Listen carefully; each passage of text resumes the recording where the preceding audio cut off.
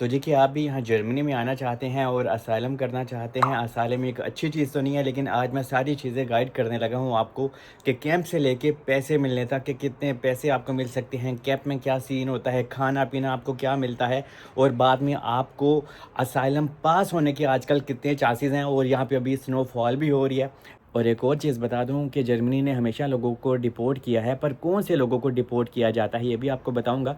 और जो लोग इंडिया, पाकिस्तान, नेपाल, बांग्लादेश से यहाँ पे आके असाइलम करना चाहते हैं तो किस तरह की स्टोरी यहाँ पे वर्क करती है, सारी चीज़ें आपको बताता हूँ। और लास्ट वीक पूरे यूरोपियन यूनियन में एक नया लॉ भी पास हुआ था, मैंने उसके ऊपर भी लास्ट वीक वीडियो पोस्ट की थी। लेकिन फिर भी जो लोग अभी असाइलम करना चाहते हैं जर्मनी में तो ये उनके लिए। और फ़िलहाल फरवरी का महीना चल रहा है और फिर भी यहाँ पे बर्फ़ और काफ़ी सर्दी हो गई है, लेकिन एनीवे यहाँ पे बारिश और बर्फ़ों का कोई पता नहीं चलता, कभी भी आ जाती है। तो वीडियो शुरू करने से पहले आपको एक दो लफ्ज़ भी सिखा देता हूँ जर्मन का, कि अगर आपने किसी का अपने दोस्त का हाल पूछना है तो कैसे पूछेंगे। आप पूछेंगे we get his there, we get his there, कि आपका क्या हाल है, तुम्हारा क्या हाल है। और आगे से वो बंदा जवाब देगा मेयर गेट हिस गन्स गुड, कि हाँ भाई मैं भला चंगा हूँ। एनीवे वीडियो के टॉपिक पे आता हूँ। सबसे पहले अगर आप सिंगल आना चाहते हैं या फैमिली के साथ, अगर आप फैमिली के साथ आना चाहते हैं तो आपने माइंड में ये रखना है कि आप अपनी कश्तियाँ इंडिया, पाकिस्तान, नेपाल, बांग्लादेश से जला के आएँ, क्योंकि यहाँ पे आपको ठीक ठाक टाइम लगने वाला है। क्योंकि जर्मनी में असाइलम तो हो जाता है लेकिन इतनी आसानी से पास नहीं होता।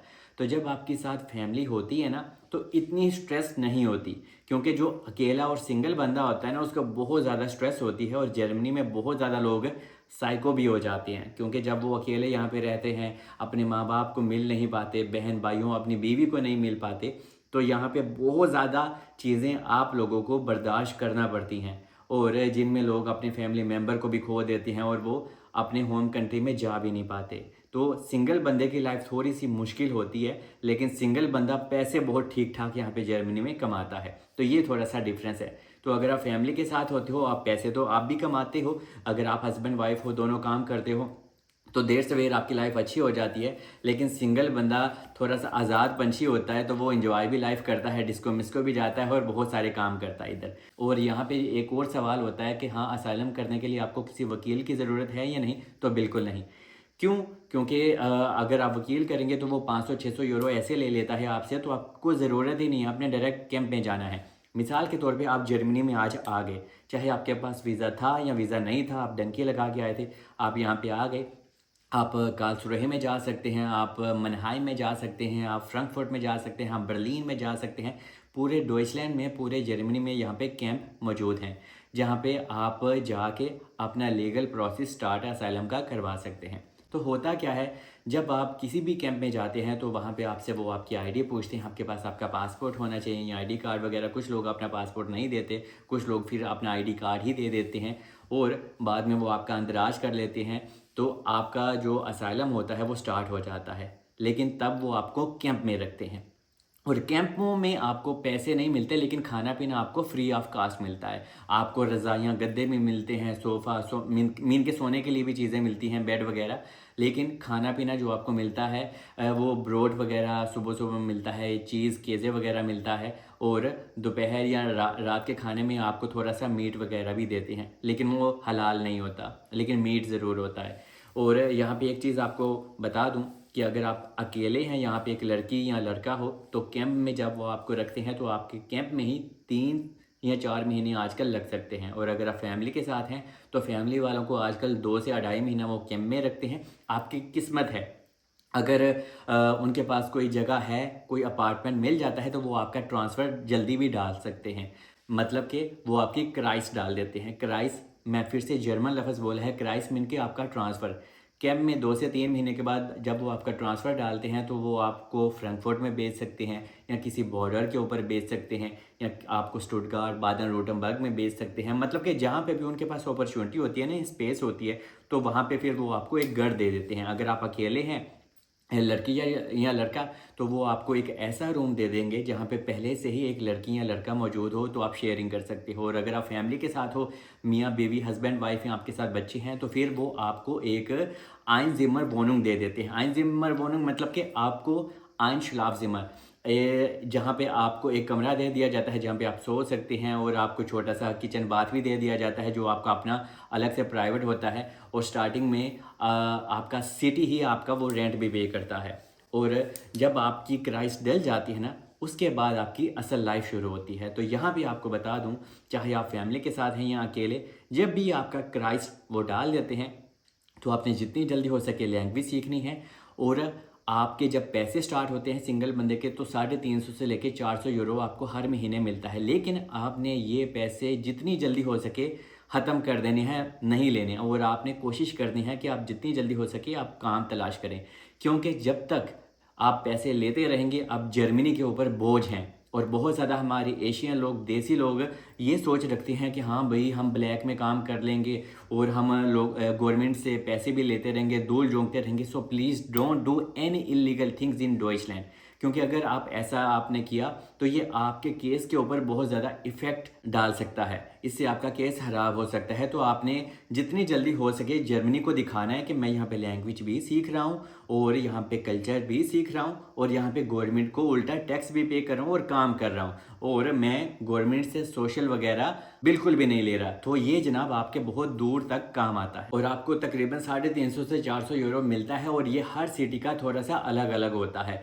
कि हाँ भाई जर्मनी एक ऐसा कंट्री है कि आपकी हेल्थ इंश्योरेंस भी पे करता है, और मैं कहता हूँ स्टैंडर्ड है यहाँ पे। लेकिन मैं फिर से कह रहा हूँ कि आपने जितनी जल्दी हो सके अपने लिए काम तलाश करना है, और इसके बाद आपने अपने लिए हाउस बिल्डिंग तलाश करनी है। क्योंकि अगर जनाब आप यहाँ पे रहना चाहते हैं जर्मनी में, तो हाउस बिल्डिंग एक ऐसी चीज़ है कि जर्मनी फिर आपको डिपोर्ट नहीं करेगा। लेकिन हाउस बिल्डिंग के ऊपर मैं बाद में आता हूँ, लेकिन उससे पहले जो बहुत ज़्यादा बेसिक और ज़रूरी चीज़ें हैं वो आपको बता दूँ। तो जब आपको कैंप के बाद आपको घर दे दिया जाता है और आपकी प्रॉपर लाइफ शुरू होती है, तो बाद में जनाब आपका बहुत जल्दी आजकल इंटरव्यू भी आ जाता है, मतलब कि आपका कमीशन आ जाता है।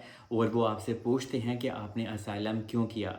तो जब आप इंटरव्यू पे जाते हैं तो वो आपको उसी टाइम बांध नहीं लेते, ये भी लोग सवाल करते हैं। तो कोई मसला नहीं होता, आप ऐसे ही इंटरव्यू दे रहे होते हो जैसे कि समझ लो आप अपने इंडिया पाकिस्तान में अपने टीचर को कोई इंटरव्यू दे रहे हो। वो आपसे सारे सवाल पूछते हैं और आपकी स्टोरी पूछते हैं, और अगर आपकी स्टोरी में दम हुआ तो फिर जर्मनी आपको असाइलम एक्सेप्ट कर देता है। अगर आपका स्टोरी में कोई भी चीज़ दम ना हुई तो फिर जर्मनी आपको आपके इंटरव्यू के 1 महीने बाद एक लेटर सेंड कर देता है कि आप हमारा कंट्री छोड़ के जा सकते हो।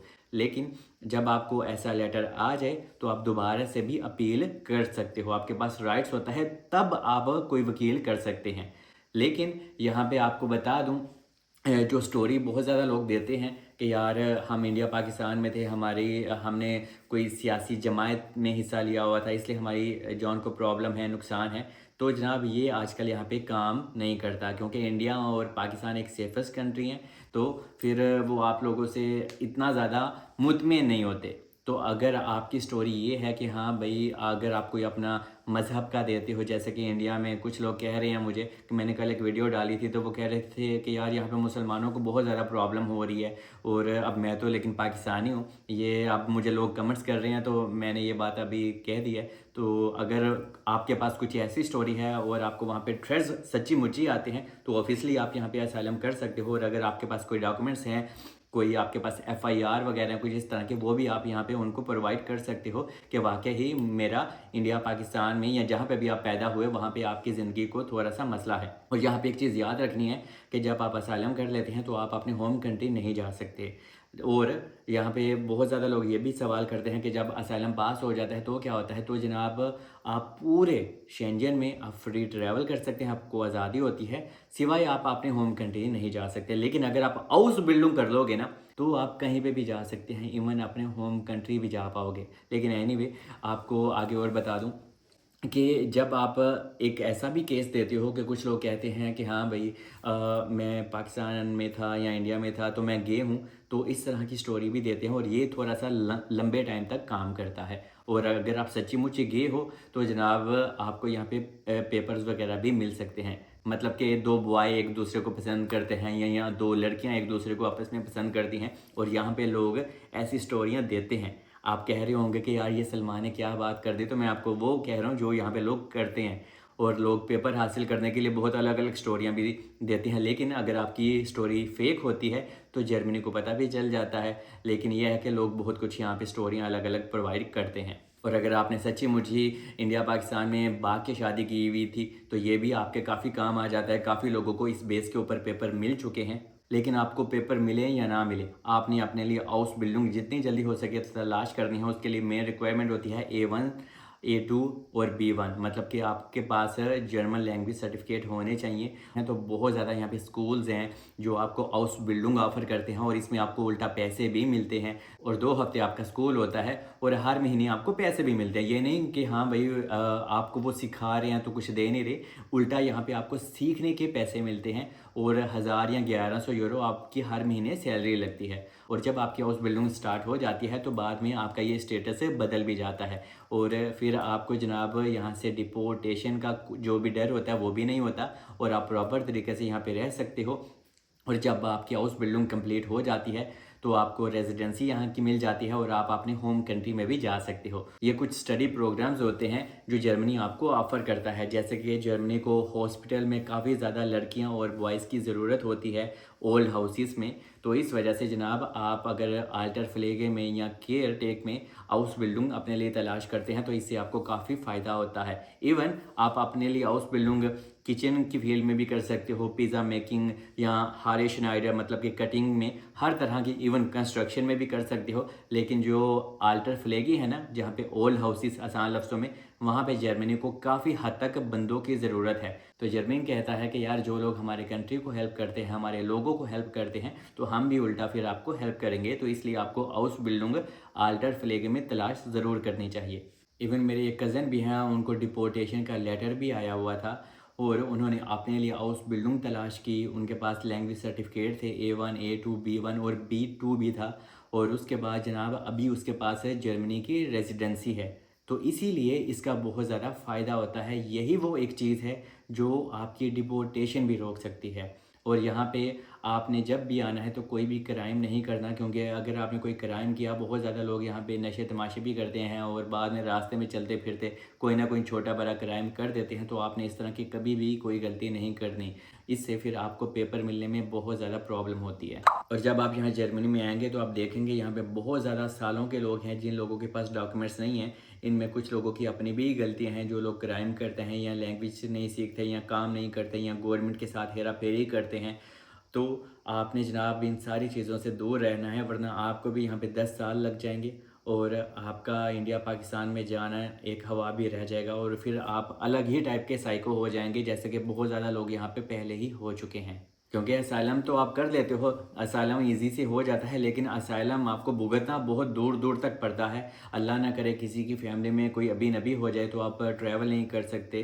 तो ये सारी चीज़ें भी अंदर होती हैं। तो अगर आप हाउस बिल्डिंग कर लेते हैं तो 3 से 4 सालों के अंदर ही आपके पास पेपर आ जाएंगे, तो जिससे आप अपने होम कंट्री में भी जा पाएंगे और अपनी फैमिली को भी मिल पाएंगे। यहाँ पे लोग ये भी सवाल करते हैं कि जब हम जर्मनी में आते हैं तो हमें अपनी नाम पता गलत देना चाहिए या सही। आपको हमेशा अपना नाम पता सही देना चाहिए, क्योंकि अगर आपने अपना नाम पता गलत बताया जर्मनी वालों को तो बाद में फिर आपको पेपर मिलने में बहुत ज़्यादा प्रॉब्लम हो सकती है। जो लोग फैमिली के साथ रहते हैं तो उनको थोड़े से पैसे थोड़े से ज़्यादा मिलते हैं और अगर आप 2 लोग हो तो समझ लो आपको 700-800 यूरो दोनों को अलग अलग मिल जाता है। 350 एक बंदे को और 350-400 एक बंदे को। तो जर्मनी का एक और अच्छा सिस्टम क्या है कि अगर आपके साथ 1-2 बच्चा है तो आपके बच्चे को अलग पैसे मिलते हैं, जिसको किंडरगेल्ट भी बोला जाता है यहाँ पे। और वो समझ लें 210 यूरो से लेकर 220 यूरो पर बच्चे को मिलते हैं हर महीने। और जर्मनी का हेल्थ सिस्टम बहुत ही ज़्यादा अच्छा और सुपर है। अल्लाह ना करे अगर आप बीमार हो जाते हैं या कुछ भी हो जाता है तो आपका सारा इलाज फ्री होता है और ये जितने भी एक्सपेंस होते हैं ये जर्मनी ही आपके पे करता है। एक और चीज़ मैं आपको बता दूं कि किसी इंसान का जब यहाँ पे असाइलम रिजेक्ट हो जाता है और वो दोबारा अपील करता है वो भी रिजेक्ट हो जाती है, फिर दोबारा से दूसरी तीसरी दफ़ा अपील करता है वो भी रिजेक्ट होगी, तो फिर जर्मनी आपसे काम करने की परमिशन भी वापस ले लेता है और फिर आपके लिए थोड़ा सा रिस्की काम हो सकता है कि जर्मनी आपको डिपोर्ट कर दे। यहाँ पे बहुत ज़्यादा अजूल कैफ़े भी होते हैं, जो लोग असाइलम करते हैं यहाँ पे सोशल वर्कर भी होते हैं वो आपकी हेल्प के लिए, आपको गाइड करने के लिए हमेशा मौजूद होते हैं और वो आपकी फ्री ऑफ कास्ट ही मदद करते हैं। अगर आप जैसे कि फ़ॉर एग्ज़ाम्पल अगर मैं रोइटलिंगन की बात करूँ, ये भी एक वहाँ पे भी अज़ूल कैफ़े है। अगर मैं फ्रैंकफर्ट में हेज़न की बात करूँ, वहाँ पे बहुत ज़्यादा अज़ूल कैफ़े हैं। अज़ूल कैफ़े मीन कि समझ लें उन्होंने ना एक सोसाइटी बनाई होती है, जहाँ पे हर वीक के एक दिन जितने भी इमिग्रेंट्स होते हैं या असाइलम सीकर होते हैं, वहाँ पे उनको इनवाइट किया जाता है। आपको हल्का-फुल्का खाना-पीना, चाय-शाय भी दी जाती है और वो आपकी मुसीबतें हल करते हैं, प्रॉब्लम सुनते हैं और उनका हल भी बताते हैं। इस बीच सिटी में आपका वो ट्रांसफ़र जर्मनी वाले डालते हैं, तो आपको वहाँ पे खुद अपने लिए कॉन्टैक्ट्स बनाने होते हैं, जो कि बहुत आसान है और अपने लिए हाउस बिल्डिंग तो तलाश करनी ही है। और आप अज़ूल कैफ़े वालों से भी, जो सोसाइटी होती है ना, जो सोशल वर्कर होते हैं, आप उनसे भी इस बारे में हेल्प ले सकते हैं कि हाँ भाई, हमें हाउस बिल्डिंग करने का शौक़ है और प्लीज़ आप हमारी इसमें हेल्प कर दें। तो वो कोई ना कोई ज़रिया आपको ज़रूर बता देते हैं, जिससे आप अपने लिए हाउस बिल्डिंग के लिए आगे बढ़ पाओ। बाकी होप कि मैंने आपको ए टू ज़ेड सारी चीज़ें ही गाइड कर दी हैं। अगर मैं कुछ मिस कर गया हूँ या स्किप कर गया हूँ, आप कमेंट्स में लिख सकते हैं, तो मैं कोशिश करूँगा मैं उसी टॉपिक के ऊपर वीडियो बना दूँ या फिर आपको रिप्लाई दे दूँ। बाकी stay blessed, I love you all.